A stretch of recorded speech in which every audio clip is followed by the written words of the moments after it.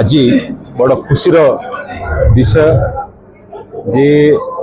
भारतवर्षर आमर समस्त प्रिय यशस्वी प्रधानमंत्री माननीय नरेंद्र मोदी जी पंडित जवाहरलाल नेहरू जो विगत दिन रेकर्ड थिला दीर्घ दिन प्रधानमंत्री रहिवार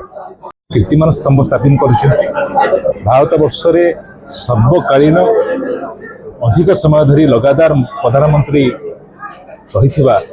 भाव नरेंद्र मोदी जी आज समग्र भारतवासी प्रिय पात्र हो पारि आज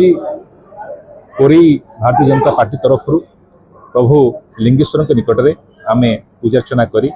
प्रधानमंत्री नरेंद्र मोदी जी दीर्घ जीवन कामना कर सकुशल कामना कर दीर्घ सफल राजनीतिक जीवन कामना कर आज जो भाव में माननीय प्रधानमंत्री समग्र विश्व में भारत वर्ष एक नूतन परिचय आनी से अर्थनैतिक क्षेत्र में हो प्रतिरक्षा क्षेत्र में हो कूटनीतिक क्षेत्र में हो एवं अभ्यंतरीण शांति श्रृंखला कथा हो बा देशर प्रगति कथा हो प्रत्येक क्षेत्र में